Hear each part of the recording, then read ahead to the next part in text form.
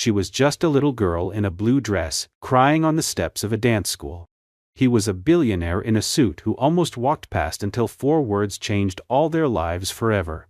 It was an overcast Thursday afternoon in early spring, when Andrew Carter found himself walking down a quiet neighborhood street on the outskirts of Seattle. He wasn't supposed to be there. His driver had taken a wrong turn, and instead of heading straight to the office for another meeting with investors, Andrew had asked to be dropped off a few blocks away. He said he needed air. The truth was, he needed silence, the kind that doesn't ask questions or expect answers.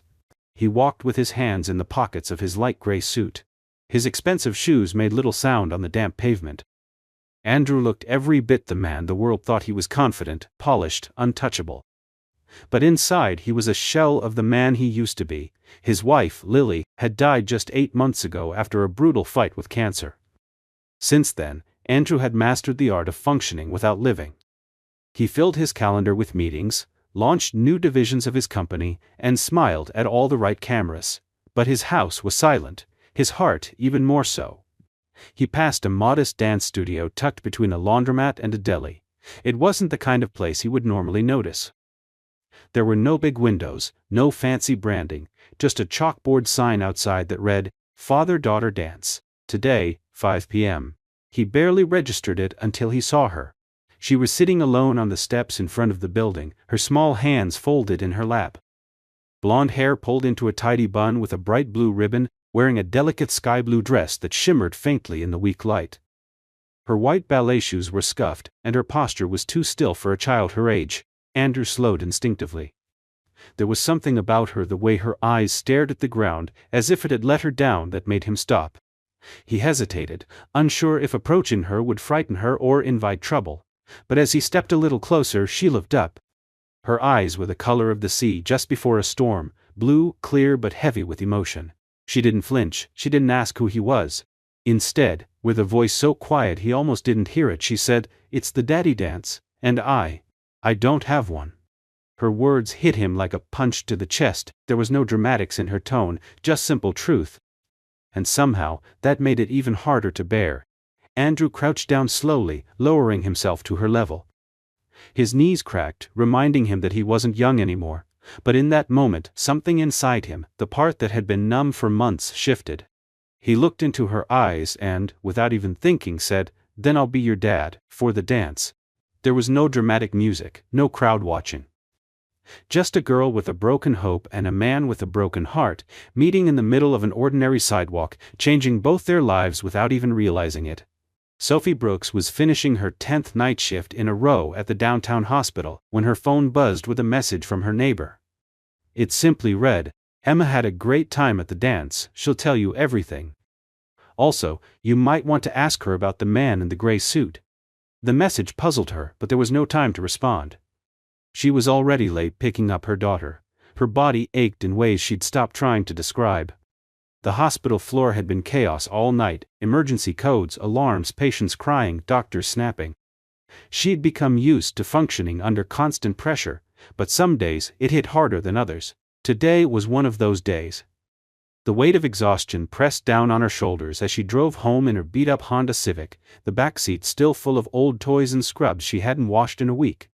Emma was waiting for her in the neighbor's living room, curled up on the couch with a juice box in one hand and a plastic tiara in the other. She looked radiant, glowing in a way Sophie hadn't seen in what felt like forever. Her little blue dress had glitter across the skirt, and her cheeks were still slightly pink from exertion. Sophie knelt down, brushing a lock of hair from her daughter's forehead, and asked gently, "Did you have fun, sweetheart?" Emma nodded furiously and began to speak all at once, the words tumbling over each other like an overflowing faucet. It was amazing. There were lights and music and cookies and lemonade, and we all got to twirl and do spins, and Mommy, he picked me. Sophie blinked. "Who picked you?" Emma beamed. "The man in the suit, the gray one. He saw me sitting alone and I told him I didn't have a daddy to dance with, and then he said he'd be mine. Just for the dance." Sophie froze for a second. A strange tightness bloomed in her chest. Her first instinct was panic. Who was this man? Why had a stranger danced with her daughter? Why had no one called her? Her mind jumped to headlines and horror stories, but then she looked again at Emma's face. There was no fear in her daughter's eyes, only wonder, the kind of wonder Sophie hadn't seen in her for so long, not since everything changed. After thanking the neighbor, Sophie drove Emma home, listening carefully to every detail. Emma told the story like it was a fairy tale. The man had brown hair and the kindest blue eyes, she said. He helped her tie her ribbon when it came loose and showed her how to spin without falling. He didn't talk down to her or make her feel like she was just a little kid. He called her Miss Emma, and even gave her a rose from the refreshment table. Sophie tucked Emma into bed that night with her heart caught between two emotions, relief and unease. Relief because for the first time in months, her daughter had felt seen and special. Unease because she didn't know who this man was or what he wanted. She lay in bed afterward staring at the ceiling, listening to the silence of the house. She hadn't expected to raise a child alone. Emma's father had left 3 years ago, shortly after Emma's 3rd birthday, without warning or explanation. One morning he kissed Sophie on the cheek, packed a bag, and simply never returned. The mortgage, the bills, the daycare fees, all of it had come crashing down on Sophie's shoulders, and she had carried it ever since, silently, determined never to show her daughter just how hard things had become. The next morning, while Emma was eating cereal, she showed Sophie a photo on the neighbor's phone. The man in the gray suit was kneeling next to her, holding her hand, both of them mid-laugh. The image hit Sophie in the gut. Not just because he was handsome, though he was, but because he looked like he genuinely cared. There was something soft in the way he looked at Emma, something unforced. He hadn't posed for the camera, he hadn't faked a smile, he was just present. Sophie couldn't remember the last time someone had looked at her daughter that way. Still, she couldn't let her guard down. She asked the neighbor for his name. "Andrew Carter," the neighbor replied, as if that should mean something. Sophie's brows knit together. The name sounded familiar. Later that day, during her lunch break at the hospital, she Googled it. What she found made her sit down. Andrew Carter was the CEO of one of the most powerful tech companies on the West Coast. Forbes called him one of the youngest self-made billionaires in the country. He had given keynote speeches at Silicon Valley conferences and appeared on magazine covers. But his most recent photo was different. It was taken at his wife's funeral. The caption read, "Tech giant says goodbye to beloved wife after battle with cancer." In the photo, he looked 10 years older, hollow, worn. Sophie stared at the screen for a long time. The man who had knelt beside her daughter wasn't just a stranger, he was someone the world saw as untouchable, larger than life. And yet, he had seen Emma sitting alone on a dance school step, and instead of walking past like everyone else, he'd stopped. That night, when Emma asked if she might see Daddy Andrew again, Sophie didn't have an answer, but something deep inside her shifted. For the first time in years, she wondered not just if she could survive, but if she might one day hope for more. Andrew Carter had never felt more unsure of himself than when he stood outside the modest townhouse on 18th Street, holding a bouquet of simple white daisies. It wasn't the kind of place he usually visited. He was used to penthouse boardrooms, polished marble lobbies, sleek restaurants with valet parking. But here, in this quiet, slightly worn neighborhood with cracked sidewalks and children's bikes strewn across front lawns, he felt more out of place than ever. And yet, he stayed. He had called the neighbor from the dance studio, explaining who he was, and asked if she might pass along his number to Emma's mother.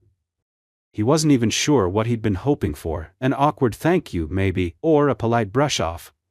Instead, 3 days later, he received a text from a number he didn't recognize. It was short and cautious. "Emma would like to thank you in person. Saturday afternoon, 3 p.m.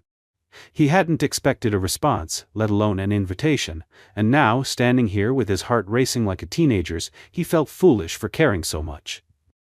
He knocked twice, not too loud, and after a moment, the door opened to reveal the girl who had changed everything. Emma grinned the moment she saw him. "You came," she said, throwing her arms around his waist before he had time to react. She was wearing a soft yellow t-shirt with a unicorn on it, her hair down and a bit messy, and she looked up at him with complete trust. Behind her stood her mother. Sophie Brooks wasn't what he had expected. She looked tired but not weak. Her face carried the quiet strength of someone who had seen too much and kept going anyway. Her hair was pulled back in a loose braid, and her eyes, calm but wary, met his with cautious curiosity. She wore simple jeans and a sweatshirt, and somehow, she was still striking in a way that had nothing to do with fashion or polish. She didn't smile right away, and Andrew didn't blame her. He was a stranger who had appeared out of nowhere and danced with her daughter. Her caution made sense. "Hi," he said, offering the flowers. "I brought these, for Emma, or you, or both. Honestly, I wasn't sure." Sophie took them gently and gave a small, reserved smile. "Thanks," she said. "You didn't have to do that." "I know," he replied, suddenly feeling like he was 12 years old. "But I wanted to." She led him inside. The home was small, cozy, lived in. There were drawings taped to the fridge, a pair of tiny ballet shoes by the door, and a bookshelf filled with a mix of children's stories and nursing textbooks. The furniture didn't match, but everything was clean and warm. He noticed a framed photo of Emma as a baby next to a stack of unopened mail and utility bills. It was a home built on effort, not money. Emma dragged him by the hand into the living room, insisting he sit down and see her newest drawing. As she told him about school and her favorite snacks, Andrew listened, truly listened, for the first time in weeks. Something about her voice, unfiltered and free, soothed something jagged inside him. She wasn't trying to impress anyone, she just wanted to share the things she loved with someone who would listen. Sophie sat across from him, watching quietly at first. She was polite but guarded. Eventually, as Emma skipped off to get her sticker book, she finally spoke. "I just want to be clear," she began. "I appreciate what you did for Emma, truly. You gave her something she'll never forget. But I don't know you, and I have to protect her, always." Andrew nodded immediately. "I get that. I would feel exactly the same. I didn't come here to make things complicated. I didn't plan any of this. That day, I just saw a little girl who reminded me of something I lost, and I couldn't walk away." Sophie's expression softened just slightly. "Your wife," she said quietly. He looked at her, surprised, and then nodded. "Yeah, she died 8 months ago. Cancer. We didn't have kids, we wanted them, but time ran out." There was a silence between them, not awkward but heavy. Shared loss has a way of leveling people, no matter how different their lives might be. Sophie looked down at her hands. "Emma's dad left when she was 3. No note, no goodbye. I thought I was prepared for that possibility, but when it actually happened, I haven't really trusted anyone since." Andrew leaned forward slightly, not to convince her of anything, but simply to be closer. "You don't have to trust me, not yet, or ever if that's what you decide. I just want to be around if Emma ever wants to talk or draw or spin in circles until she falls over. She's kind of amazing." Sophie let out the smallest laugh, unexpected but real. "She is," she said. "And exhausting." They talked a little more after that. Nothing too deep. Favorite books, what Emma liked to eat, how Sophie managed night shifts while raising a child alone. Andrew offered no pity, only curiosity, and Sophie, for reasons she couldn't explain, found herself answering honestly. He didn't make her feel small or pitied, he just made her feel like someone who hadn't been seen in a long time. When he finally stood to leave, Emma clung to his arm. "Will you come again?" she asked, eyes wide with hope. Andrew crouched to meet her gaze. "Only if your mom says it's okay," he said. Sophie didn't answer right away, but as Emma looked up at her with that pleading, unguarded face, she gave a quiet nod. Outside, as the sun dipped low and painted the sky in soft gold, Andrew walked back to his car feeling something he hadn't felt in a long time, like maybe the pieces of his broken world were slowly beginning to rearrange themselves into something new. Something worth hoping for. It had been 3 months since the dance, and in that time, something unspoken but undeniable had begun to grow between Andrew, Sophie, and Emma. What started as an act of kindness had turned into a regular part of their lives. Sunday afternoons at the park, movie nights with popcorn spilled all over the couch, Emma running to the door whenever the doorbell rang, hoping it would be him. Sophie had started smiling more. Not wide, easy smiles, like she used to give in another life, but soft, quiet ones that crept into the corners of her mouth when she wasn't watching. Andrew never overstepped. He never tried to replace anyone. He simply showed up, fully and without expectation. And Emma, who once carried a quiet sadness in her little frame, now walked a bit taller. But peace never lasted long in Sophie's world. One late afternoon, as she was walking out of the hospital, her phone rang with a number she hadn't seen in years. At first, she thought it was a mistake, then she froze. It was him, Derek, Emma's biological father. His voice was casual, almost smug, as if no time had passed. "Hey Soph, I've been thinking, I want to see my daughter." Sophie nearly dropped the phone, her mind went white-hot with a mix of rage and fear. He hadn't called in over 3 years, no birthday cards, no child support, not even a text, just silence, like she and Emma had never existed. She managed to steady her voice enough to say, "You don't get to call her your daughter, you gave that up the day you walked out." But Derek wasn't rattled. In fact, he seemed amused. "I heard you've been keeping some fancy company. CEO guy, right? What's his name? Carter. Must be nice, all that money floating around. Makes me wonder if maybe I should start thinking about my rights again." That's when she understood. He didn't care about Emma, he cared about control, about power, about money. Sophie hung up without another word, her hands trembling so hard she had to sit down on the curb outside the hospital. Her first instinct was to protect Emma, but her second was pure dread. Derek had always been good at slipping through cracks, using charm when it suited him, manipulation when it didn't. And if he really meant to fight for custody or even visitation, he would find a way to make their lives hell. She called Andrew that night, not to panic, not to unload, but because she didn't want to face it alone. He arrived at her door 20 minutes later, still in a blazer, tie loosened, eyes serious. She told him everything, Derek's sudden call, his tone, his words, his threat. She expected Andrew to get angry or try to fix it with money or connections, but he didn't. He simply sat beside her on the couch and said, "Whatever happens, you're not doing it alone, we'll fight this together." Emma was asleep in the next room, unaware of the storm about to hit. Sophie watched her daughter's chest rise and fall with each peaceful breath and knew that she couldn't allow that peace to be stolen. But she also knew Derek wouldn't go away quietly. 2 weeks later, she received an official letter in the mail. Derek had filed for joint custody. The wording was slick, manipulative, claiming he had been denied access, that he was seeking to repair a long-lost bond. Sophie felt sick just reading it. He didn't even know what Emma liked to eat, let alone what she dreamed of at night. The legal process began quickly: meetings, paperwork, court dates.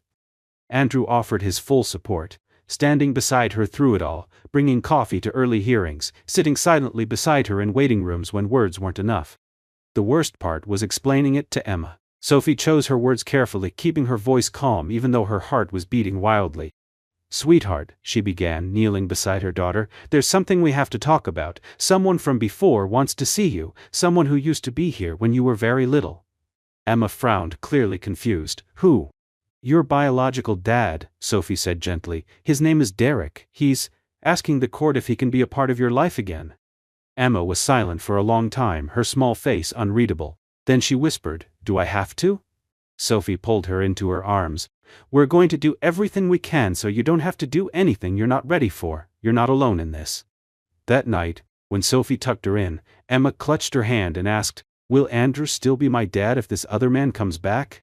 Sophie's throat tightened. She hadn't allowed herself to think that far ahead, afraid of what she might not be able to promise.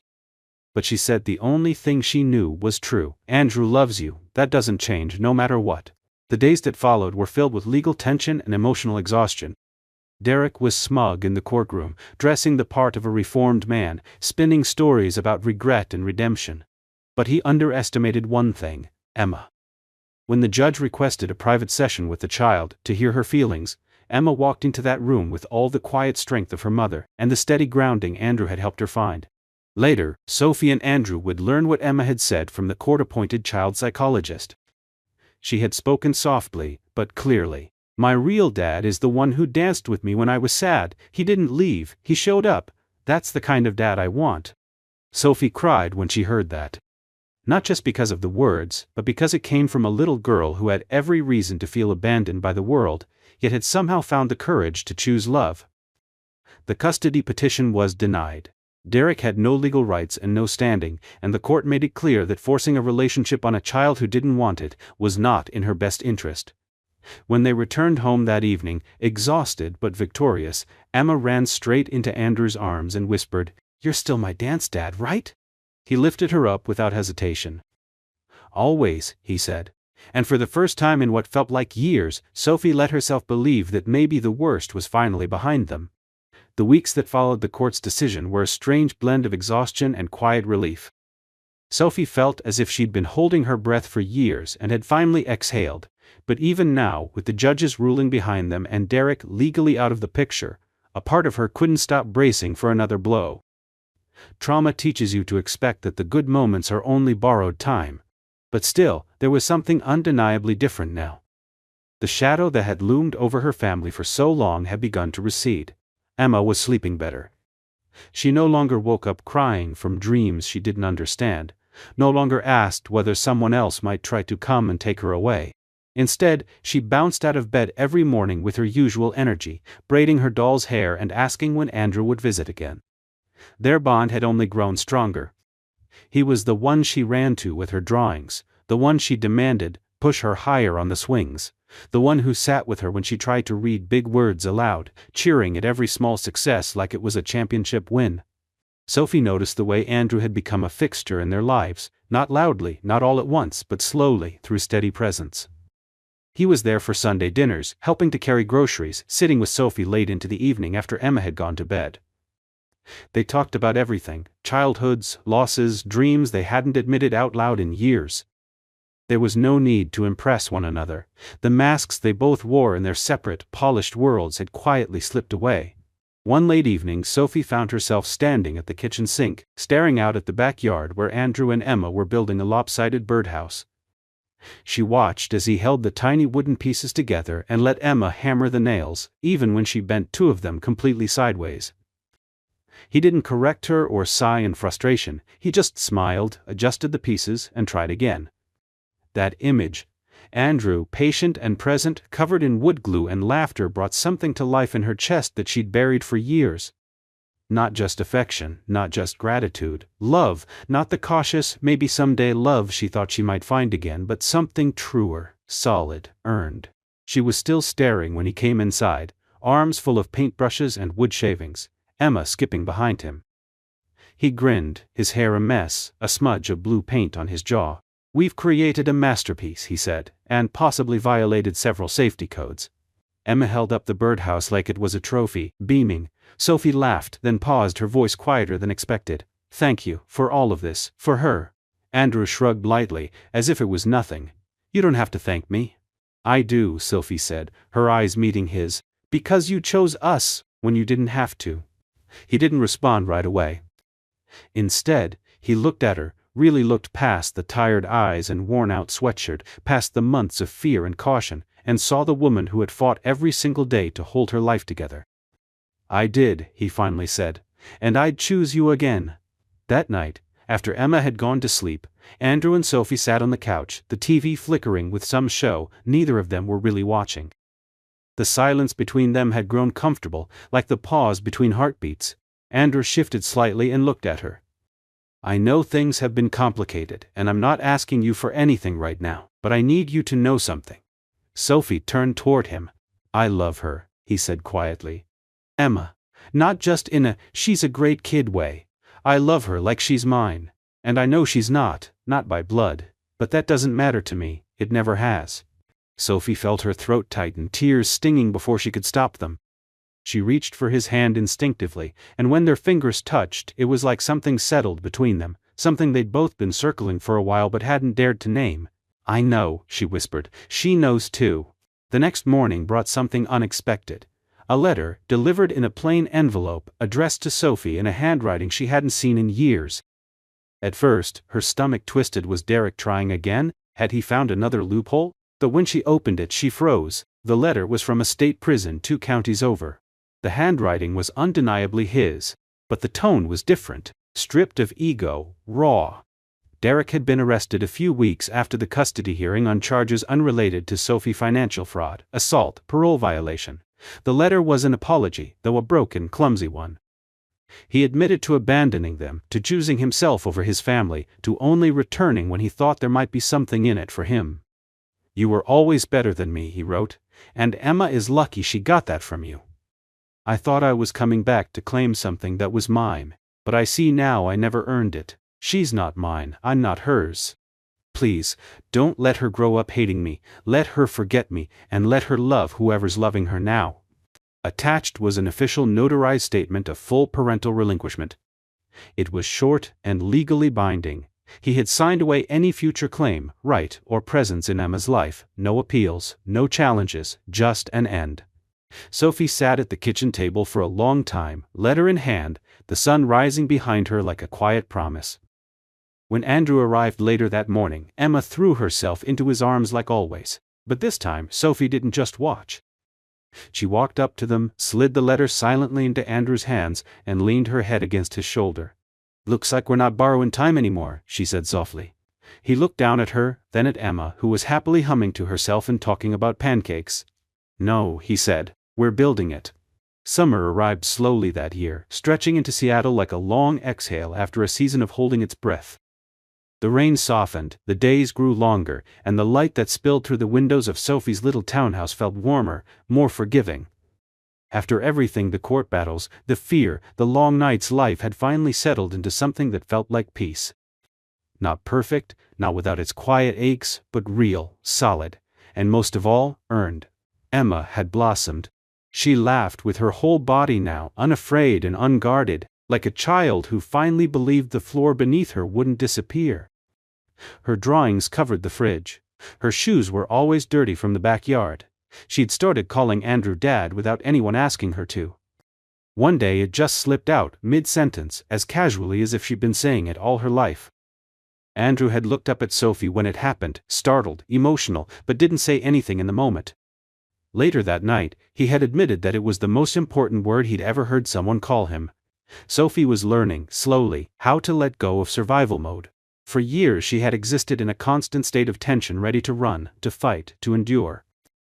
But now, she found herself lingering in bed a little longer on Sundays. She found herself cooking not just for sustenance, but for joy. She let herself laugh more often, and when she looked in the mirror she didn't just see a tired mother. She saw a woman again, a woman who had fought her way through fire and come out stronger.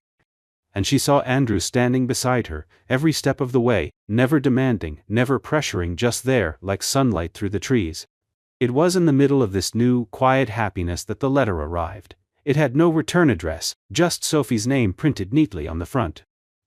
The paper inside was lined, the handwriting familiar in a way that made her chest tighten before she even read the first word. It was from Derek. But not the Derek she remembered, the man who disappeared without looking back, who had reappeared only to cause more damage. This was different. The letter was short, but it carried a weight that pressed against her ribs as she read. He was in prison now, serving a sentence for multiple offenses, some unrelated to her, others that painted a fuller, darker picture of the life he had fallen into. The tone of the letter was stripped of charm.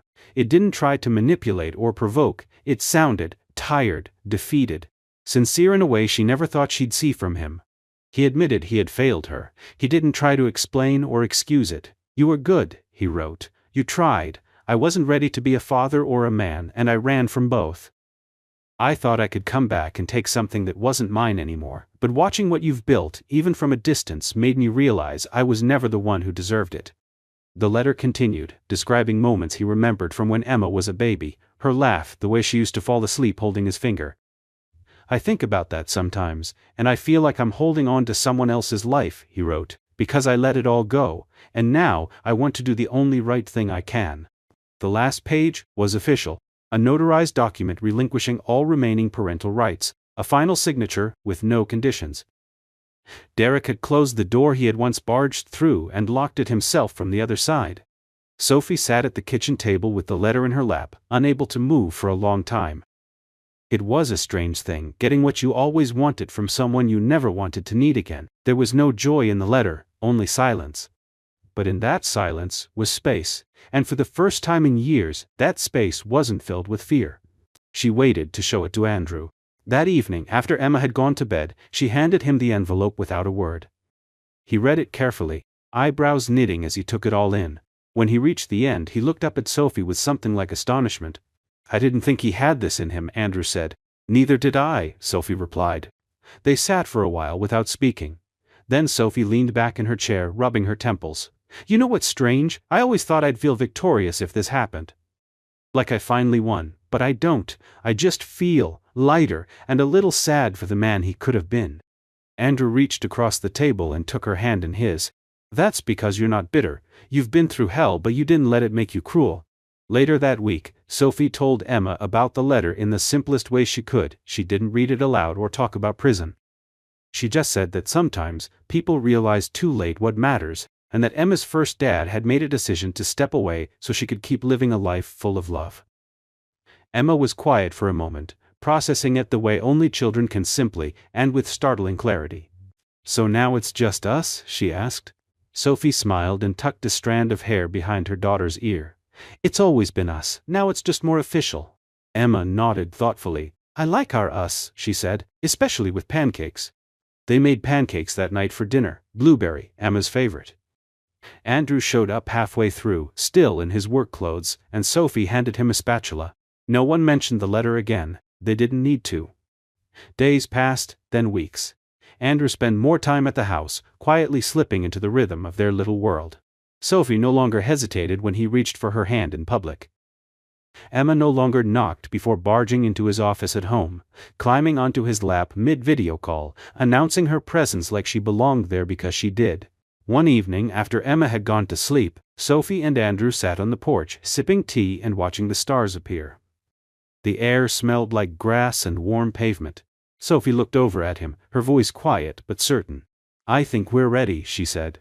Andrew turned to her, eyebrows raised. "For what?" he asked. She smiled. "To stop holding back, to stop waiting for something to break."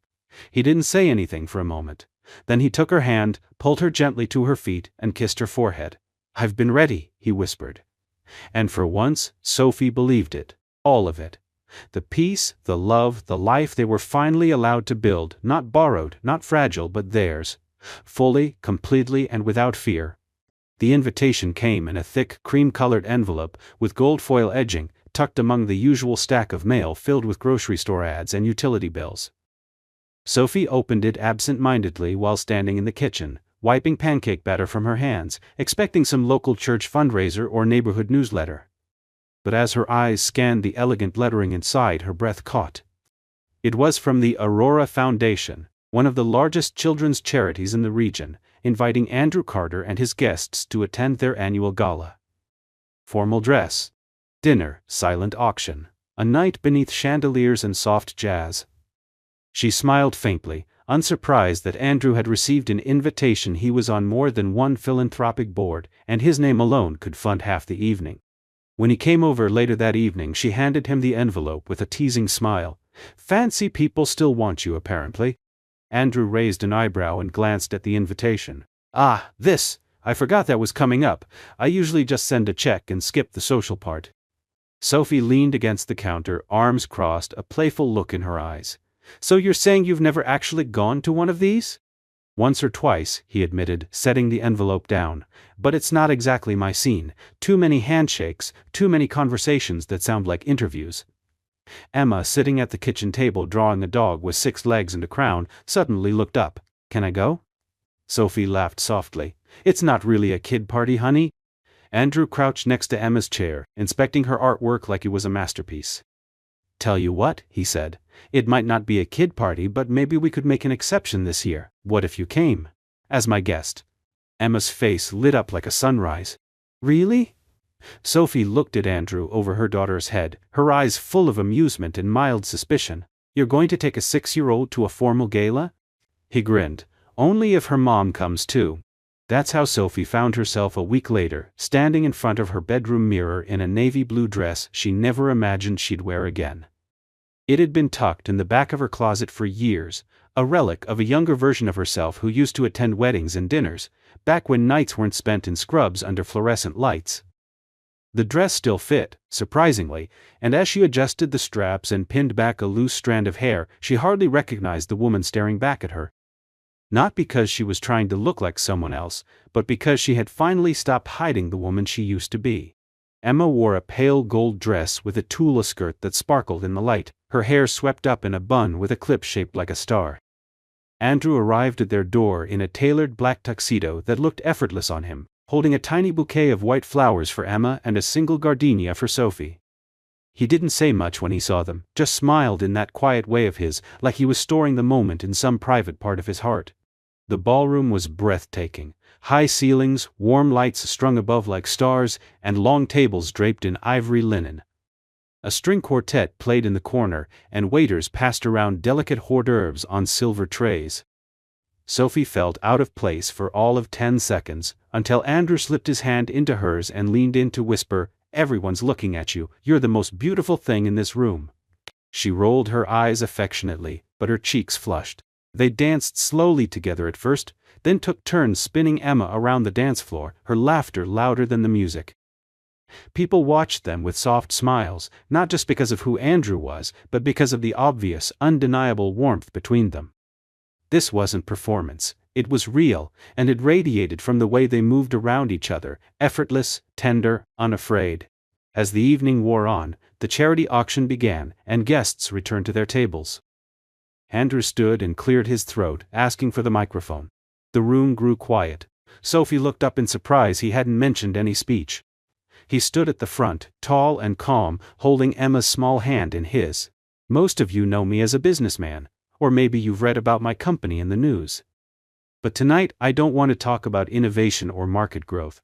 I want to talk about one moment, a moment that changed everything for me." He paused, glancing at Emma with a soft smile. "Not long ago, I passed by a dance school and saw a little girl sitting alone on the steps. She said she didn't have a father to dance with, and I asked if I could be hers, just for that moment. I didn't realize that saying yes to that dance would mean saying yes to everything that followed, to family, to healing, to love I didn't know I could feel again." Sophie's eyes filled as she listened, her heart pounding in her chest. Andrew continued, his voice steady. "Sometimes the people who need us the most aren't looking for big promises or perfect plans. Sometimes they just need us to show up, so this year I'm matching every donation made tonight. Not because it looks good on paper, but because I believe that one small act of kindness can lead to something greater than we ever imagined."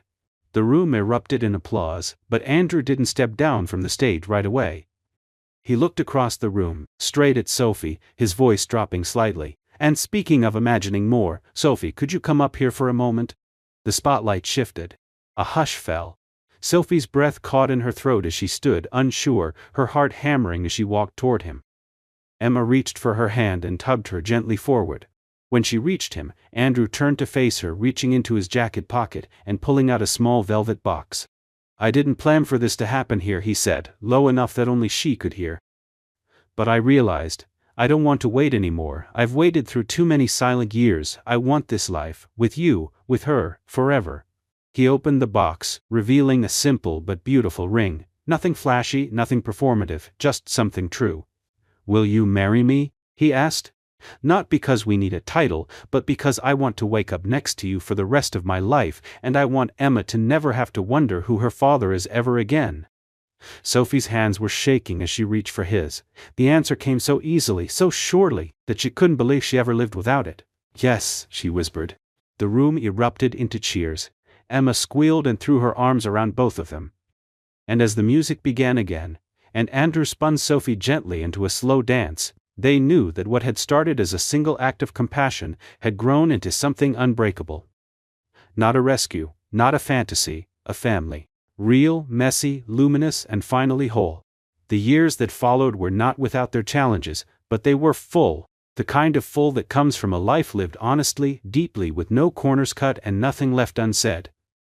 Sophie and Andrew married in a quiet ceremony beneath a canopy of maple trees, with just a handful of people present and Emma standing between them in a flower crown she had insisted on making herself. There were no headlines, no photographers, no designer gowns. Just love, raw and real, binding three people into something that no judge, no DNA test, no court order could ever define. A family born not from blood, but from choice. They bought a house together on the edge of the city, far enough from the noise but close enough to feel connected. It wasn't a mansion, Andrew could have afforded 10 of them, but Sophie had chosen it, and that made it sacred. It had a creaky front porch, a yard full of dandelions, and a kitchen with peeling cabinets that Andrew swore he'd get around to fixing, but secretly loved just as they were. They painted Emma's new room in soft lavender, filling the shelves with her favorite books, and hung fairy lights from the ceiling that stayed on long after bedtime.